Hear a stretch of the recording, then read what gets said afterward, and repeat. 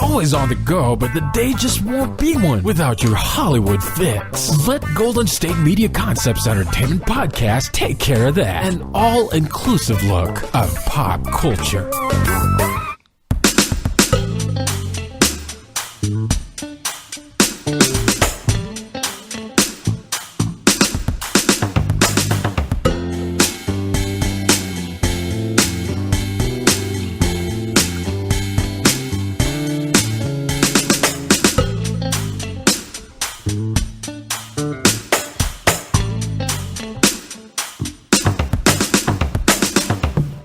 Greetings, people of Earth and the known universe.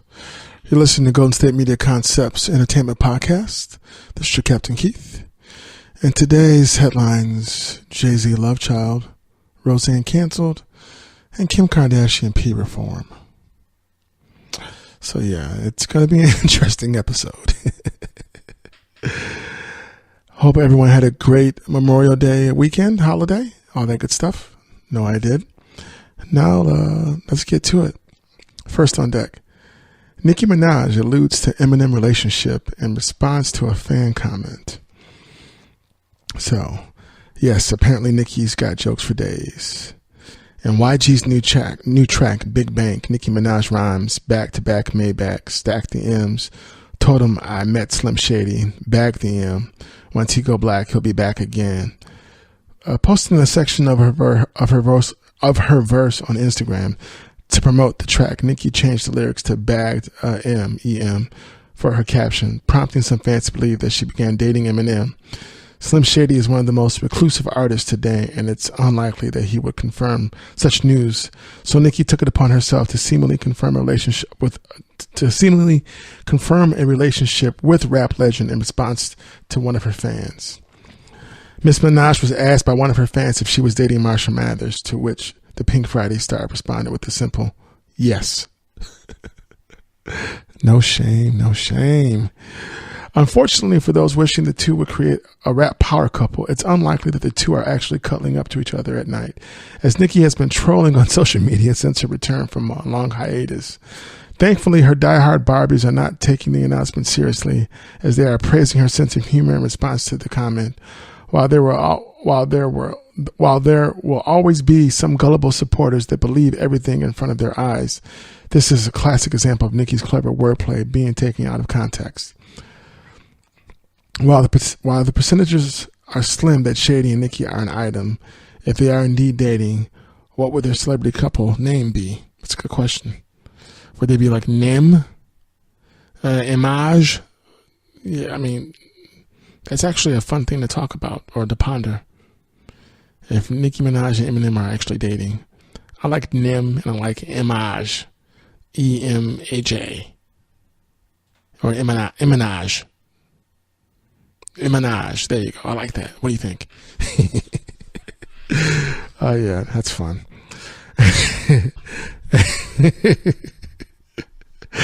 And in more entertainment news, so it appears that Mr. Steve Harvey, give me 1 second here, making sure I have everything working properly. All right. Okay. So yes, in other entertainment news, another lawsuit. Steve Harvey sued by ex-wife's friend for defamation and despicable conduct. So here, yeah. So let's get into that. So a picture of Steve Harvey holding the microphone, smiling. That trademark Steve Harvey smile with his nice, cool, like navy blue suit on. I don't know what he's looking at, but he's looking pretty dapper there. So states that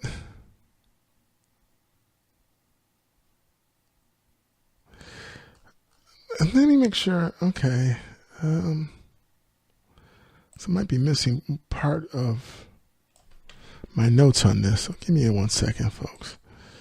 And trust me, I'm looking forward to reporting all my entertainment news for you, because it's always fun and fascinating stuff to know. That's the best way to describe it, because it surprises me. It really does. Let's see. Yes. So, in what has been dubbed the Mary Vaughn curse, it's been reported that a friend of Harvey's ex has filed a multi-pronged lawsuit against the Family Feud host, accusing him and his goons of harassment, intimidation, and like the murder of her emotional state of mind after he learned she was in talks to do a reality show with Mary. So, yeah, I've never heard that expression before, but okay, we'll go with it. So, S.C. Berry has reportedly filed a $5 million lawsuit against the Kings of Comedy star for defamation, despicable conduct, intentional infliction of mental anguish, and emotional distress. After, according to Berry, he engineered a years-long campaign of malicious intimidation and sabotage. According to court documents filed on May 22nd, Berry is the widow of sitcom star Fred Berry from the classic show What's Happening. Harvey allegedly worked overtime to ruin her character and credibility after she teamed with Vaughn for negotiations to participate in a reality show called Widows, Wives, and Ex-Celebrity Wives. She was not privy to the fact that Vaughn had signed a non-disclosure agreement during her divorce from Harvey that forbids her from speaking on anything related to their former marriage. Once Harvey found out that such a reality show was in the works, Berry said Harvey referred to her as an extortionist, and a co-conspirator. The defendant went to great lengths to make Miss Berry's life a living hell, Berry wrote in court docs. Okay. Yeah, this is becoming interesting. Harvey countered Berry's accusations as unsubstantiated and meritless. According to the report, Berry fired a few counterstrikes saying Harvey had a mysterious male hiding in the bushes while peeing inside a friend's home windows. While peering inside a friend's home windows in an effort to find Berry. Sorry about that. When someone saw the man peeking in the window, he was confronted. Berry wrote in a new complaint, this is when he identified himself as an affiliate of Harvey, not an officer of any court. He asked for the plaintiff by first name, then ran off. Berry responded by filing a police report and getting a restraining order against Harvey. She is asking the courts for $5 million in damages for emotional distress and other health-related issues due to her extreme fear of the Harvey camp. Wow. So we will see where all that leads. Yeah, that's becoming kind of complicated. And in other news, Antoine Fuqua signs on to direct a thriller called The Street. Filmmaker Antoine Fuqua has secured his next project. The director has signed on to direct The Street, which Goodfellas writer Nicholas Pileggi is penning for Thule Entertainment. So the storyline is yet to be disclosed, but the film is described as a thriller set against the backdrops of New York and Shanghai. The deal comes as Sony prepares for the July 20th release of Fuqua's The Equalizer Part 2, the first sequel for the filmmaker and his star Denzel Washington. Don't forget they also worked on Training Day together as well. Fuqua also serves as executive producer on Fox's The Resident, which was recently renewed for a second season. Additionally, he's directing and exec producing with LeBron James an untitled HBO multi-part documentary film about the life and career of Muhammad Ali. On the big screen, Fuqua also recently came back aboard the Scarface at Universal. So I guess they're going to remake Scarface. So I don't know how I feel about that. I mean, if it ain't broke, don't fix it. So we'll see. We'll see. And in more news, entertainment news, Issa Rae. Yes. The Insecure star channels black TV icons for GQ photo shoot. So Issa Rae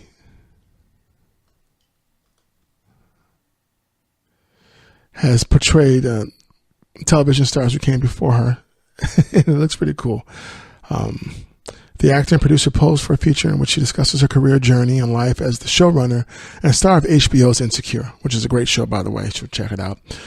In the behind-the-scenes footage of her photo shoot, Rae is seen portraying Steve Urkel from Family Matters, and the title role of Moesha, played by Brandy, and Will Smith's Fresh Prince of Bel-Air, as well as Dwayne Wade from A Different World. Brandy was so impressed with her ode that she showed love to Issa Rae on Twitter by saying, You're such a beautiful spirit. Thank you for portraying me in your GQ magazine shoot for Black TV icons. So that's nice. So yeah, the pictures are pretty cool. You see a picture of Issa looking like Moesha, Brandy. Her picture of her doing Dwayne Wayne from A Different World, and her Will Smith is cool. And the funniest one is her doing Urkel with the suspenders at the floods. Wow, she is a funny and talented lady, definitely. Very cool. I'm looking forward to catching that issue of GQ. So, Octavia E. Butler is a science fiction novelist. She's deceased. Did science fiction. Well, I just said that, didn't I? Don't mind me, folks. So, she has a story called A Parable. It's a warning gone unheeded. So it's in her science fiction classic Parable of the Sower, we see America's dark future through the eyes of a 15-year-old black girl named Lauren. It talks about climate change, corporate greed, and inequality and wealth, and all these things have ripped the society apart. Clean water is an expensive commodity, and public education is being defunded. Wow, so this is a book that she wrote. This is deep. Similar to the rise of our current president, a candidate named Christopher Donner emerges and promises to bring back jobs. His opponent, a religious zealot named Andrew Jarrett, promises to make America great again. It's all very prophetic for a book written in 1993. That's why I'm reporting on this, because this was a book written years ago. Sci-fi. It's pretty. I might have to pick up this book. Butler's bone-chilling prescient vision of the future has become partially true. Her understanding of the rhetoric of division shows how much foresight she had about America and the world.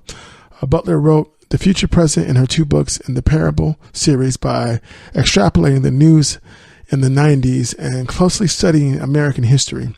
She knew what was possible if corporations, mass incarcerations, big drug companies, and gun violence were left unchecked.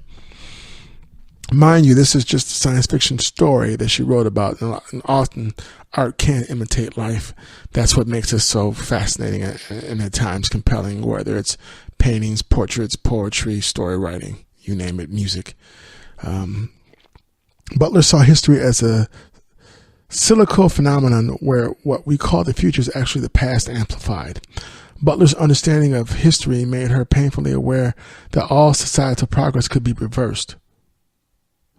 Bankole, Bankole, one of the characters that Lauren encounters in the book, tells her this country has slipped back 200 years. It sounds eerily similar to the exasperated statements we make to each other in recent times. Despite the prophetic nature of her work, Octavia E. Butler considered Parable as a cautionary tale. Sadly, we didn't pay heed to the caution within the stories. To face the horrors of the future, Butler imagined a young black heroine who formulates a new belief, Earthseed, and becomes the hope for humankind's future.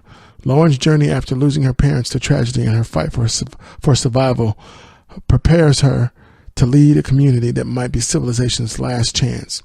This itself is of great importance. Not only did Butler predict the rise of divisive politics, but she also saw the future was female. Right on. One of Lauren's Earthseed mantras, God is change, carries with its courage to embrace the uncertain future rather than fearing it. Only rising above fear of change will we be able to write our own destinies. When seen through the lens of the current political climate, it means that we need to adapt and actively fight for our future rather than give up to this new divided America. It just might transform the country for the better. So it sounds like a great book, actually, and it's really cool when so many science fiction authors will write a great story that will often predict what will happen and foretell what will happen down the line. So, I think that's very fascinating. I mean, Miss Butler is not the only science fiction writer to do that. So I think that's very cool. Very, very, very fascinating. When you look at movies like A Clockwork Orange, directed by Stanley Kubrick, that movie was kind of very foretelling about the future and ultra violence and how it can be decadent in today's society. So it's all about interpretation, definitely. But so I'm glad I talked about that. That was very cool. Octavia Butler, The Parable of the Sower.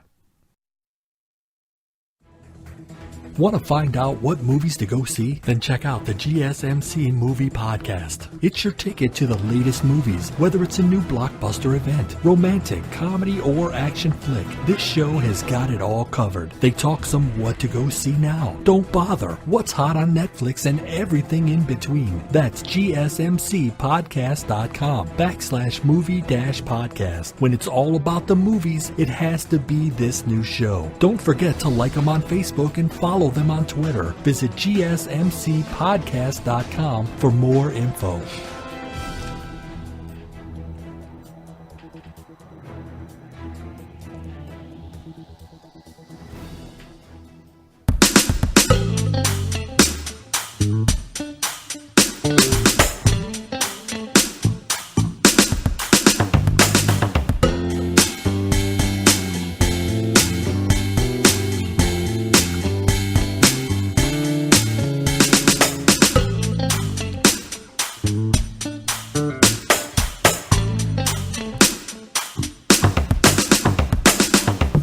And we're back once again. You're listening to Golden State Media Concepts Entertainment Podcast. This is your Captain Keith. And Mel B's custody drama with X may keep her off of the X Factor. So what's going on with that? So let's find out. And yes, Mel B from the Spice Girls, folks. Scary Spice. I'm not going to say she was my favorite, because she was. Anyway. Melanie Mel B. Brown's ongoing custody battle with ex-husband Stephen Belafonte may cause her to miss out on the return to this year's X Factor. The Spice Girls, seen as a contender to replace Nicole Scherzinger after the singer was axed. However, Mel would likely face legal challenges from Belafonte if she chooses to spend months in London with their daughter. Insiders say that Mel wants to take their daughter, Madison 6, who Belafonte shares joint custody of, with her and her other children for the duration of the show. But that would mean having to apply for permission from a judge in Los Angeles to take Madison out of the country, and her ex would also have to agree. Belafonte sources say he would fight against Madison being away for as long as 4 months. Mel and Belafonte are still battling over visitation rights for Angel, who's 10, her child with Eddie Murphy. So she would be expected to attend any court hearings as pertaining to the case. Brown's legal drama could mean show bosses rule her out of a return to the ITV series, which she last filmed in 2014. A source told The Sun Online, Mel is interested in the X Factor. She knows the show and loves working with Simon and does resonate with audiences. But there would be a problem if she took the job for sure, as her husband would want to make sure Madison remains near him. He could push that in court, and it could take months to resolve. Also, if he wins rights to see Angel, then that too would mean them having to come to visitation deals, which again would likely mean her having to jet back regularly with Angel. The couple are just not pushing back on their anger for one another over their kids. The thought of a deal being done to allow her to go to London for 3 to 4 months is unthinkable. The source added, Mel's predicament is likely to also weigh heavily on the mind of show bosses and Simon. They do not want to become embroiled in any of these personal matters. It is likely that she will miss out the way things stand at present. Meanwhile, Mel has been juggling America's Got Talent and Spice Girl projects along with her bitter court battles with Belafonte. The warring couple got divorced in December, but are still embroiled in custody disputes over Madison and Angel. Stephen, who has been awarded joint custody of Madison, now wants step-parent visitation to stepdaughter Angel 10, who he has helped raise since birth. Okay, well, so we wish they can work that out. So when we have more news on that, we'll let you know. ABC cancels Roseanne after Roseanne Barr compares Valerie Jarrett to Planet of the Apes. Yes. It's definitely over for Roseanne. It's been stated that after her racist tweet this morning comparing former President Barack Obama's senior advisor, Valerie Jarrett, to the offspring of the Muslim Brotherhood and Planet of the Apes, the network's African-American president, Channing Dungey, announced that the show has been canceled. Roseanne's Twitter statement is abhorrent, repugnant, and inconsistent with our values, and we have decided to cancel her show, said Dungey. Before the axing, consulting producer Wanda Sykes announced that she was leaving her position due to the comments. So, a quote from Ms. Sykes, "I will not be returning to at Roseanne on ABC," Sykes tweeted, following the offensive comment. Barr referred to Jarrett as Muslim Brotherhood and Planet of the Apes had a baby while responding to a tweet that alleged that Jarrett helped hide a lot. That was a reference to WikiLeaks' claim that the CIA during Obama's term spied on candidates for the French election. Jarrett, an African-American, was born in Iran to American parents. She went on to serve as one of President Obama's closest advisors. "I apologize to Valerie Jarrett and to all Americans. I am truly sorry for making a bad joke about her politics and her looks. I should have known better. Forgive me, my joke was in bad taste," Barr wrote on Twitter, later adding, I'm now leaving Twitter. A spokesman for Jarrett says she had no comment, according to Variety. Meanwhile, a Los Angeles-based civil rights leader, Naji I, CEO of Project Islamic Hope, is calling upon Twitter CEO Jack Dorsey to permanently suspend the Twitter account for Roseanne Barr because of the controversial tweet. In the tweet, ABC star attacked Jarrett, who was born in Iran as a child of the Islamist organization Muslim Brotherhood, in the movie Planet of the Apes. Muslim Brotherhood and Planet of the Apes had a bad baby, equals VJ, Barr wrote, using Jarrett's initials, and responded to a tweet accusing her former Obama advisor of helping hide misdeeds of the Obama administration. This just gets murkier and murkier. Barr racist tweets is not free speech, it's hate speech. The racism and derogatory comments against Jarrett that Barr spewed out comparing her to an ape is something that no human being or corporation should support. Barr shouldn't be allowed to just walk away from Twitter. She should be banned by Dorsey for using Twitter to spread her racist comments. We're also calling for a meeting with ABC executives to meet with a coalition of civil rights leaders and groups to call upon them to repudiate Barr and discuss with us what steps that the ABC network will undergo with Barr and all talent under contract with ABC to ensure this type of hateful rhetoric isn't spewed again by talent they have under contract. This is all what Mr. Dungey has. This is his quote. So, not mine, his. Just reporting that. A plan for a possible boycott of the corporate sponsors of Roseanne, which has been a top show on the ABC network, is now being discussed with civil rights leaders. A conference call will be scheduled, and stated Naji Ali, the CEO from Project Islamic Hope. So there isn't any further news in that regard, but yes, the Roseanne Barr show has been canceled at this time. So when we have more news, we'll let you know. Portia Williams hilariously scores on Andy Cohen's Love Connection. So if there's anything we know about Portia Williams, it's that she carries both beauty and brains. With her 10th season of The Real Housewives of Atlanta just ending, it's safe to say she's out here living for her best life. For all you single fellas out there hoping to score a lucky chance with Portia herself, you may be in for a treat, as Portia is set to appear on the all-time favorite Love Connection, which returns on Fox for another jaw-dropping season and hosted by Andy Cohen from Watch What Happens Live. Love Connection. It would be kind of interesting to be on that show. Do I have the guts and the nerve to go on there looking for a Love Connection? I don't know if I do. I got to think about that. It does intrigue me, though. It really does. It's amazing, Andy told. And Andy stated, Portia's upcoming June 19th appearance. You know my worry about her, because we've seen from Real Housewives of Atlanta, she goes fast. She goes really fast. But it went great. She is legitimately looking to settle down and fall in love and have kids. So she's really engaged and into it. That's nice. Each episode takes place for an hour where Love Connection sends a single man or woman on 3 blind dates.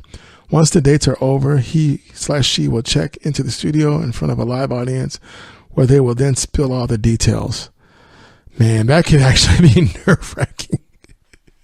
Okay, so you're going to go on a first date with somebody. You're already nervous. I don't care who you are, guy or girl. So can you imagine going on a first date and there's cameras following you and knowing that this is going to be on TV? So if the date goes well, you're like, hey, he's the guy or that's the girl. They're awesome. And if the date doesn't go well, man, you're just going to get clowned. Just saying, you're going to get clowned. It's going to be embarrassing. But anyone who does this is courageous. So I give them all credit, because it's not easy to put yourself out there. So respect to the people, to the contestants of this game show.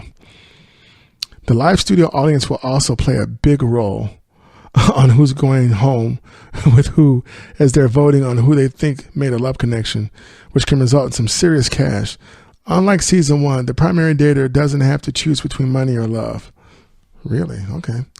The primary dater would win $10,000 if the audience's prediction is correct. Buckle up for this season, as we will see some pretty happy endings, turnoffs, and unexpected turns intertwined with laughs. Brought to you by America's favorite host, Andy Cohen. I mean, this episode will leave you in tears as the men all battle it out for Portia's heart. And trust me when I tell you, it does not come easy. So we have to check out Portia's Love Connection on June 19th on Fox. Love Connection is produced by Warner Horizon. It's unscripted and alternative television and Next Entertainment in association with Tell Pictures Productions. Mike Feist, The Bachelor, Marty Hilton, The Bachelor, James Breen, So You Think You Can Dance, and American Idol, and Jason Ehrlich, The Bachelor, serve as executive producers. Cohen also serves as a co-executive producer. Okay. So, yeah, I haven't watched the new version of Love Connection, but I'm going to have to check it out now. I want to see what Miss Portia does. I mean, yeah, I do. And in more news, Jay-Z's secret son accuses rapper of avoiding paternity test for 8 years. Now, that's the headline. But it has not been proven that he is Jay-Z's son. That's allegedly still.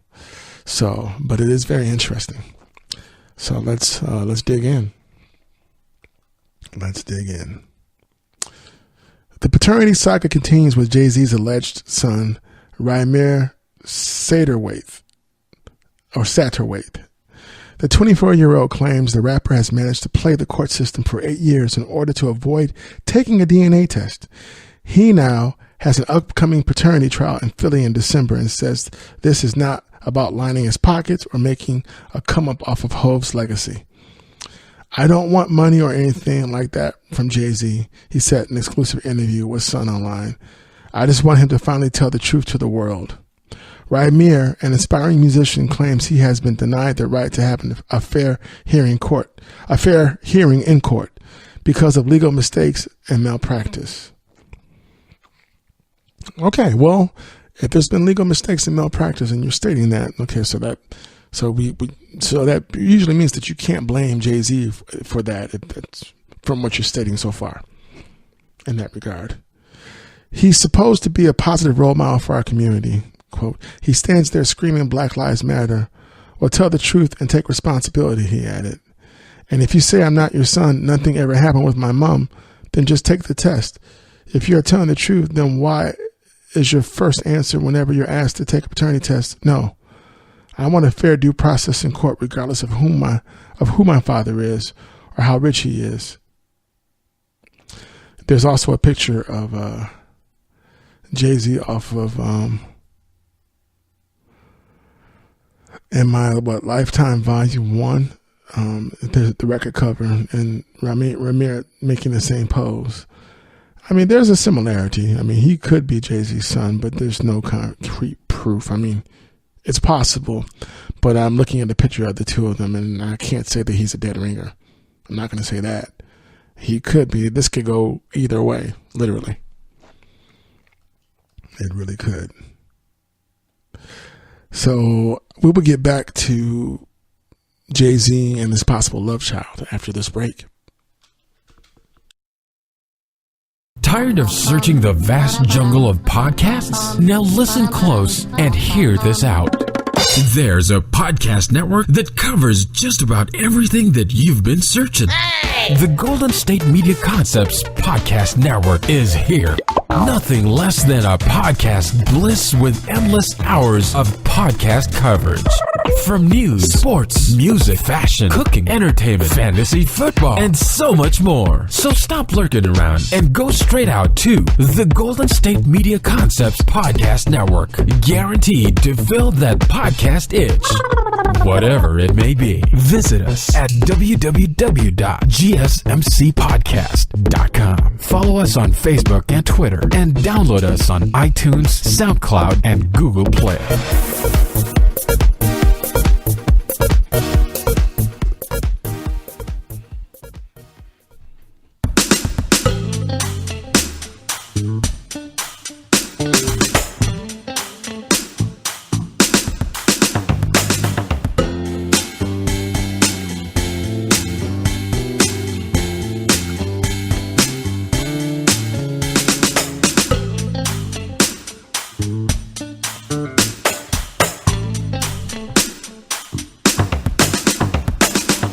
And we're back. Once again, you're listening to Golden State Media Concepts Entertainment Podcast. This is your Captain Keith. And we're talking about Jay-Z having a possible love child. Yes, so more on that story. Ramir was first told by his mother, Wanda, that she believed, the Jigga, or Hove, as he's called, he's got a few different nicknames, Jay-Z, was his father when he was around 8. Wanda has claimed that she hooked up with Jay-Z, then known as Rock, in 1992 at his aunt's apartment in Brooklyn after he picked her up from Philadelphia. Okay. According to the report, the pair allegedly used protection, but it failed. And aside from a visit from Jay 2 weeks later, Wanda and Mr. Carter never saw each other again, and she had no idea how to contact him. Although her live-in boyfriend, Robert Graves, was originally listed on the birth certificate, he was legally removed in 2001 after a DNA test proved he was not the father. Ouch. Yeah. Jay-Z has never publicly spoken about the case, but his lawyer stated that the rapper is not an interested party with respect to the custody of Ramir Satterthwaite. In legal papers filed in 2011, he added there has been no determination or viable claim of familial relationship with Mr. Carter. Okay. Satterthwaite is desperate to prove Jay-Z is actually his dad, and he's sick of people assuming he is making up the claims in order to jumpstart his career. Now, I will say this for what we just heard and the description that his mother gave about how she met him. It sounds pretty detailed. I mean, it could be made up, but it just sounds very detailed and kind of specific. So it just makes this more interesting, more intriguing. Whenever you have people with lots of money against ordinary people, it's going to be a fight. But I believe the system was more on his side than on mine. Than on mine. I didn't get a fair due process in court. I never got my chance to talk, he said.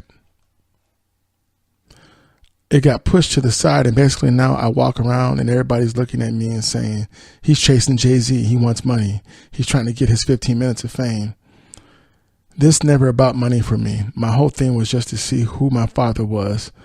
And honestly, I get my own money. I work 2 jobs. I take care of my business.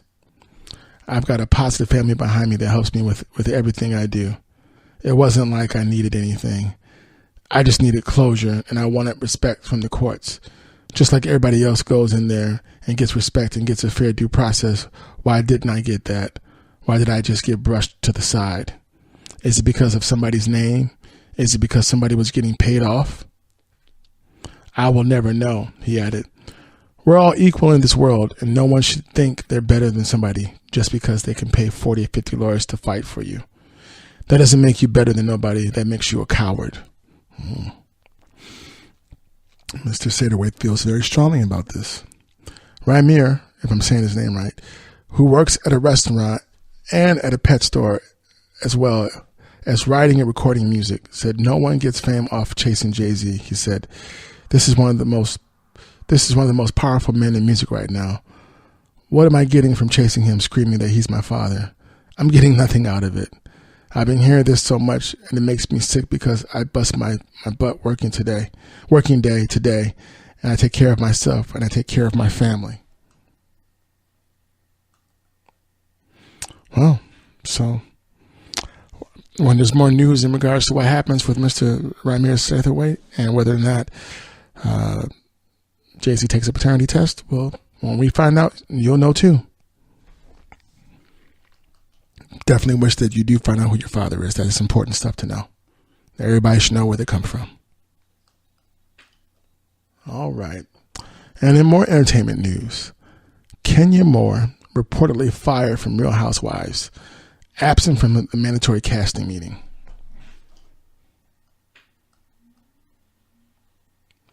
The rumors and whispering that have been swirling for months about whether Kenya Moore would be fired from the Real Housewives of Atlanta for her alleged deceit might be accurate. According to sources who spoke to Straight from the A, Moore has officially had her coveted peach snatched. That's referring to Georgia Peach. As previously reported, the Detroit-born beauty queen has been caught in a web of lies that have worn thin with Bravo execs. She enraged Real Housewives of Atlanta producers last summer when she wed businessman Mark Daly in an ultra-private Caribbean-style ceremony and failed to inform her employers about it, nor did she invite Bravo honchos or her castmates to the island event.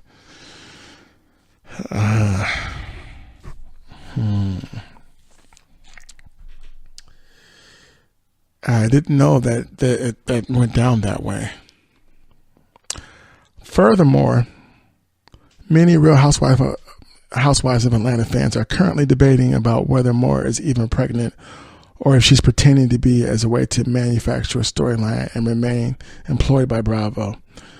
According to Straight from the A, when the cast assembled for a mandatory cast meeting for season 11, Moore was not present. Kenya's lie was outed about a week ago when season 11 peach holders and friends assembled for a mandatory cast meeting. Moore was not in attendance, and when asked about her absence, it was confirmed that she wasn't invited back. I've heard that Kenya may possibly be relegated to friend status, but her pride probably won't allow that. The source also claims that Moore might be demoted to friend of the show, but fans of the show know her ego won't settle for a part-time role. So far, the cast members who have been invited back include Cynthia Bailey, Nene Leakes, Candy Burris, and Portia Williams, and Ava Marcille, who is currently the friend status, as well as part-timers Marlo Hampton and Shamia Morton could claim Kenya Moore's peach and get bumped up to full-time players on the series. Well, I mean, this is how it happens. There's always someone ready to take your spot, so especially when you're in a high-profile position. In more news, Prince's Island Retreat in Turks and Caicos is on the market for sale. And I got to tell you, folks, I'm looking at it. I mean, this is like, it's like its own private little island. Looks really nice. A New York auction house is taking sealed bids on an island villa owned by the late singer in Turks and Caicos, according to the Star Tribune. Okay, so now, before I even get further into the story, all right.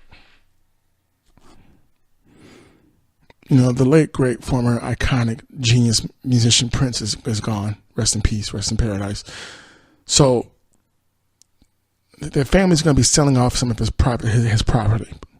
Okay, so now, I just don't understand why it's a sealed sale. So if someone has the money to buy the island, why is it being a private sale? I mean, does it matter who buys the island as long as they have the money?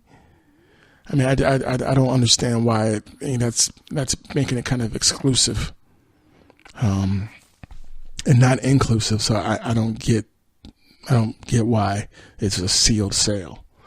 Are there certain people you don't want to have the property? I suppose there is. I just don't get that. So if I'm trying to sell my house, I'm not going to make it a sealed sale. I'm going to put the sign on the lawn saying, "Hey, I'm selling the house."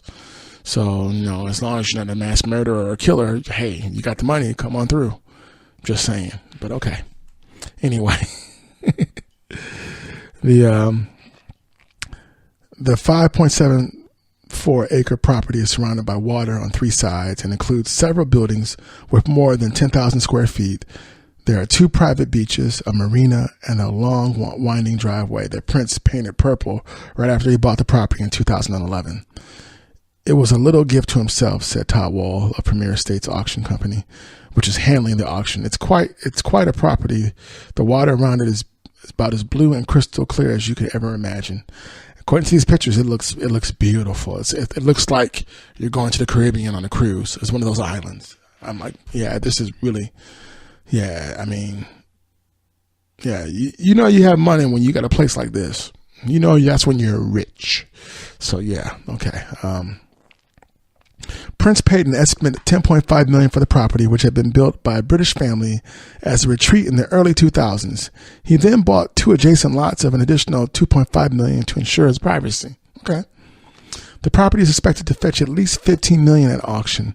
Based on the last 2 big sales in the area, a house on a 4.5 acre parcel sold for $7.625 million, and a house on 5.3 acres on Parrot Cay sold for $17 million, $2.5 million less than the asking price. The sealed bid auction ends on July 12th to give prospective bidders time to visit the property. Bidders must provide proof of funds and a $100,000 registration deposit. So wait a minute. So there's a $100,000 deposit for the private bid. So now if you lose the bid, do you get that money back? Just wondering. Okay. All right. Hey, what do I know? Prince's estate began selling off properties from his real estate portfolio in late 2016, including the site of the former Purple House on Lake Riley in Chanhassen, where Prince once lived, and a 160-acre undeveloped parcel near Lake Anne, also in Chanhassen.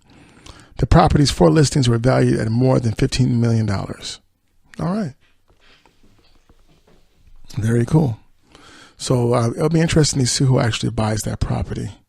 I'm still trying to figure out why the whole thing is a private auction. I don't know about that. John Stamos and wife Caitlin McHugh want more kids as soon as possible. So apparently John Stamos and his wife are working on their own full house, literally. The stunning couple wed in February and welcomed their son Billy in April. And now they're ready to expand their family ASAP. Caitlin, 32, isn't kidding. Last week, she gushed to Entertainment Tonight that she and John would like to have more children as soon as I can. She explained, right now, Billy is extremely spoiled and we need to share the love. He's got to share some of those toys and all the things that have been given to him. He needs siblings to keep him grounded. If he's the only one, he'll get way too much love because there hasn't been a child on either side of our family in quite some time. Okay, yeah. I can understand that, definitely. The top priority for the Stamos family, healthy babies. However, Caitlin admitted John would love to welcome a little lady to their brood. I would love to give him a little girl, but we're happy with boy, girl, just healthy, she dished. For now, the couple is fully focused on Billy. Physically, Caitlin revealed that their newborn has daddy's blue eyes and scowl face and mommy's small ears. Biologically, they're celebrating every single one of Billy's milestones. That's really cool. It's adorable. Even all the gas and stuff. Everything he does is exciting. It's like, oh yes, you pooped. That's great. You farted. That's great. You burped right in my ear. You spit up on my face and I couldn't be happier, Caitlin said with a laugh. There's a lot of positive reinforcement in our house for literally everything. That's because you're first time parents and that all that stuff is special. So I think that's great. By your second or third baby, we'll see if you're still saying that, but I think that's awesome. Very excited for you folks. The brunette beauty couldn't help but marvel at how seamlessly John transitioned into dad life and diaper duty and all. He used to say he's not going to change any diapers, and he's changed so many diapers. He totally doesn't mind. It's beautiful seeing John with Billy. It all feels so right. It feels like this is the way it should have always been. He comes so naturally to fatherhood, and I love watching it. I stare at the both of them all the time, Caitlin said, beaming. John is 100% full-on active and fantastic. He's perfect. He's a perfect father. I can't wait to give him more kids. While parenting has become their primary focus, Caitlin says the couple's also finding ways to prioritize their marriage and sneak away for the occasional date night. She explained, I understand that it takes a village to raise a child, and it's important for our relationship to be strong in order to keep the whole family together and keep everything good. So it's important to take time for yourself and for your partner and to really have a life balance. So we do that. We'll have someone watch him for a couple of hours and we'll sneak off and see a movie or have dinner or catch up with friends. We're still back before 10 o'clock. John and Caitlin aren't just parents in parenting and marriage. They've also collaborated creatively on an inspirational new jewelry line, appropriately called Saint Amos, which is available now. They teamed up with My Saint, My Hero, to design a hand-woven bracelet that benefits an organization close to their heart, Child Help. So that's really cool. So congratulations to both of you on your newborn baby Billy. And we'll be back with more entertainment news after this break. Golden State Media Concepts bring you Book Review Podcast, a haven for bookworms of all ages and the widest genres, from mystery to memoirs, romance to comedy, fantasy to sci-fi. If you love to read, this is a podcast for you. It's the Golden State Media Concepts Book Review Podcast.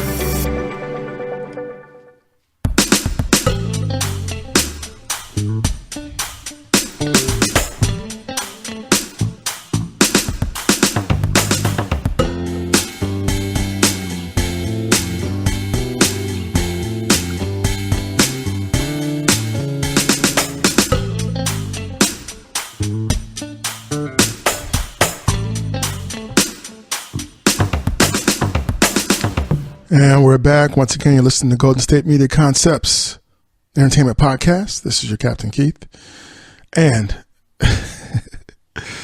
this might be the best for last. I'm not even sure, but it's just something about the Kardashians. Kim Kardashian arrives to White House to discuss prison reform with President Trump. Yes. And there's a picture of Kim at the White House standing next to President Trump as he sits at his desk. And man, is he cheesing. He's got a big old smile on his face. He really does. So, all right. So Kim Kardashian released the following statements to E! News after meeting with President Donald Trump at the White House. I would like to thank President Trump for his time this afternoon. It is our hope that the president will grant clemency to Miss Alice Marie Johnson, who is serving a life sentence for a first-time nonviolent drug offense. We are optimistic about Miss Johnson's future and hopeful that she and so many like her will get a second chance at life. Okay. Very cool. Caption: Kim Kardashian takes the White House. The Keeping Up with the Kardashian star is in Washington, D.C. to meet with President Donald Trump's senior advisor and son-in-law, Jared Kushner, to discuss prison reform. She will sit down with the president and is planning to ask him to pardon a woman, we just mentioned her name, serving a life sentence without parole for a first-time drug offense. And I wonder how that even happened. Kim was photographed arriving to the White House on Wednesday afternoon wearing a black pantsuit and lime green heels. After the meeting, Trump tweeted, "Great meeting with Kim Kardashian today. Talked about prison reform and sentencing." Earlier this month, E! News learned that Kim was in talks with Jared to pardon the 62-year-old great-grandmother, Alice Marie Johnson. Alice is currently serving a life sentence for a first-time nonviolent drug offense. It's been over 20 years since she began her sentence in a federal prison in 1996. Wow. That is I'm sorry, I'm just, like I said earlier in the podcast today, that, when you do these, when we research these stories and read them, sometimes, it surprises us, the things that we find out. Yeah, it really does. So I had been in management for 10 years when I lost my job. Alice can be heard explaining her case in the video. I struggled financially. I couldn't find a job fast enough to take care of my family. I felt like a failure. I went into a complete panic, and out of desperation, I made one of the worst decisions of my life to make some quick money. She continued, I believed in a drug conspiracy. I became involved in a drug conspiracy. Kim first publicly discussed Alice's case back in October 2017 when she tweeted an article about her imprisonment. This is so unfair, Kim wrote to her Twitter followers. So, let's see. The following month, the New York Daily News reported that Kim had enlisted her lawyer to help the clemency campaign of Alice and Centoya Brown. Kim's lawyer, Sean Holley, told the publication at the time that Alice has been a model prisoner and has the support of the warden, government officials, and hosts of others in their bid for release. So that's cool. So the warden and other people support her being released. Okay, so definitely going to keep you informed on how that story unfolds. Yeah, that's a pretty. That was a pretty important thing that Miss Kardashian did today. Wow, very cool, very cool. And in other news, entertainment news. Oh, by the way, so she tweeted on Twitter, says, "Happy birthday, Alice Marie Johnson. Today was for you." And it looks like it's the American Eagle, the seal, and it's probably on the Oval Office floor carpet. Looks pretty cool. It's really nice, actually. So that was a very nice thing that she did. And in more entertainment news, I mean, where do I start? It was so much more fun. Give me one moment. Yes. Hot off the presses, the estate of Michael Jackson files federal infringement lawsuit against ABC. Yes, they did. So, the estate of Michael Jackson filed a federal lawsuit in Los Angeles against the Walt Disney Company and ABC for their willful and intentional infringements of dozens of copyrights owned by the estate that were used without permission in the ABC primetime special, The Last Days of Michael Jackson, which broadcast last week. Disney and ABC committed willfully and intentional copyright infringement when they used the estate's copyrighted materials without the estate's permission. Disney's conduct here was particularly surprising given that it has no tolerance for anyone using its copyrighted material, even the most trivial of manners. So, Disney and ABC's conduct is also contrary to law and industry practice, and despite several cautionary letters from the estate to Disney and ABC attorneys, Disney and ABC never sought the Jackson estate's permission to use any of the material owned by the estate in the broadcast. I mean, the plot thickens. Can you imagine using Disney's intellectual property like Mickey Mouse, Cinderella, Star Wars, The Avengers, Toy Story, and so many other works without asking Disney's permission or getting a license? The estate has no choice but to vigorously protect its intellectual property, which is the lifeblood of its business, said Howard Weitzman of Kinsella Weitzman, Iser Kump, and Aldisert LLP, who with his partner Jonathan Steinsapier filed the lawsuit for the Jackson estate. Okay.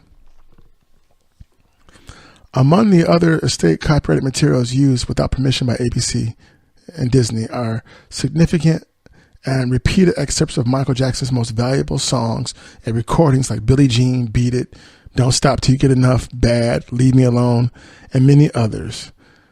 Two, substantial portions portions of Michael Jackson's groundbreaking music videos like Thriller, Black or White, Bad, and almost a dozen others. 3. Large swaths of footage from Michael Jackson's iconic live performances, including extensive footage from the Triumph Tour with his brothers owned by the estate, and classic performances embodied in the video specials Michael Jackson Live in Bucharest and Michael Jackson Live at Wembley.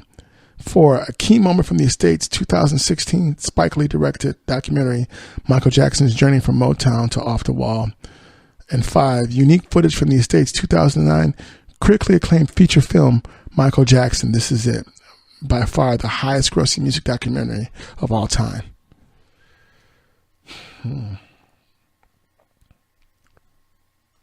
There's a picture of Michael in his estate, and it's a good picture of him where he's just smiling.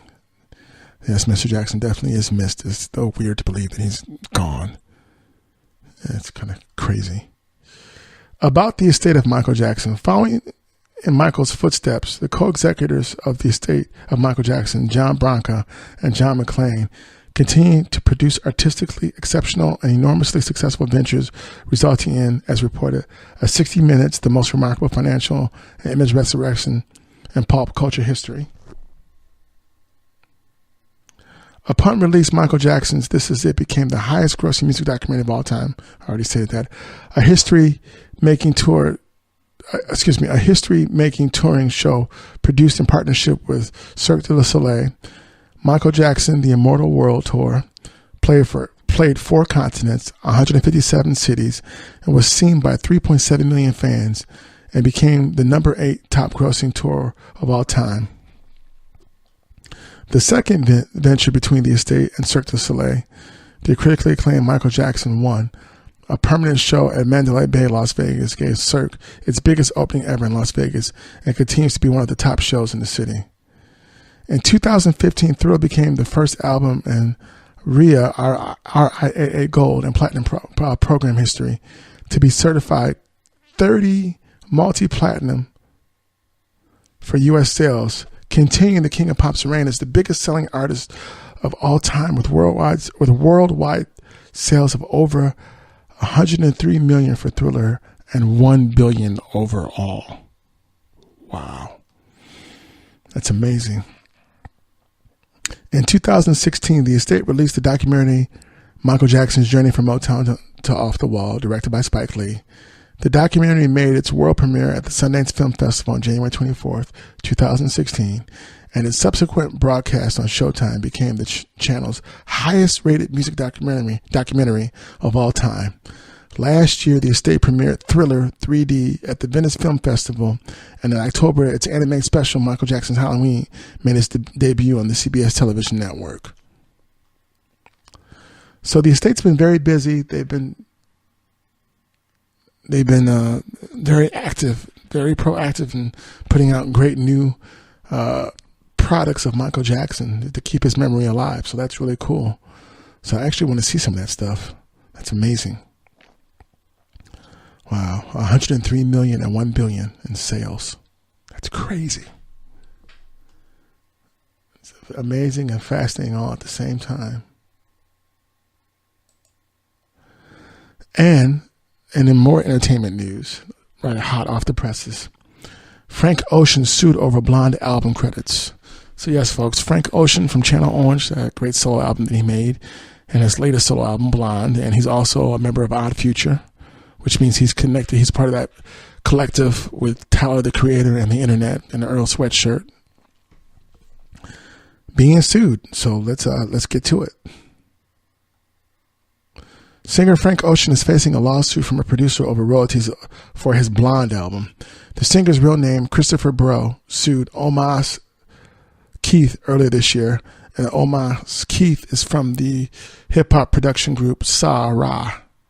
So earlier this year, claiming that he hired him to produce master recordings for the album, Keith reportedly went on to register 11 of the tracks with the American Society of Composers, also known as ASCAP. American Society of Composers, Authors, and Publishers, also known as ASCAP. Allegedly, he co-wrote them, and Ocean filed the lawsuit to make sure his former producer didn't receive credits for writing the tunes. So Omar Keith says he co-wrote these songs. Frank Ocean says that he didn't and he shouldn't get credit for it. Okay. So that's the first part of how this all went down. However, the 30-year-old also claimed he had already paid Keith a flat fee, insisting he didn't compose the music. So he's not entitled to royalties or credits. So he's not me. I'm Captain Keith. No, not me. Omas Keith. So I don't know Frank Ocean. So he didn't pay me. I know I was never there. Just saying. Okay. However, according to The Blast, Keith is denying the claims. I feel like I'm talking about myself in second or third person. It's weird. I'm sorry. However, according to The Blast, Keith is denying the claims and is now countersuing, alleging he co-produced and co-wrote many of the album's songs. He also alleges the flat fee agreement was for Ocean's previous album, Channel Orange, and he did not give permission for the new tracks to be released. He is requesting Ocean's lawsuit be thrown out and is seeking unspecified damages. He is also demanding a court order which will name him co-author of the songs. So we'll see how that story unfolds between Mr. Frank Ocean and Omas Keith. Once again, thank you all for listening to Golden State Media Concepts Entertainment Podcast. It's Captain Keith. Good people of the universe and the known earth, you are awesome. Thank you. Appreciate you. Hope you had a good time. I know I did. And I'll see you somewhere out in space. You've been listening to the Golden State Media Concepts Entertainment Podcast, part of the Golden State Media Concepts Podcast Network. You can find this show and others like it at www.gsmcpodcast.com. Download our podcast on iTunes, Stitcher, SoundCloud, and Google Play. Just type in GSMC to find all the shows from the Golden State Media Concepts Podcast Network. From movies to music, from sports to entertainment, and even weird news. You can also follow us on Twitter and on Facebook. Thank you, and we hope you have enjoyed today's program.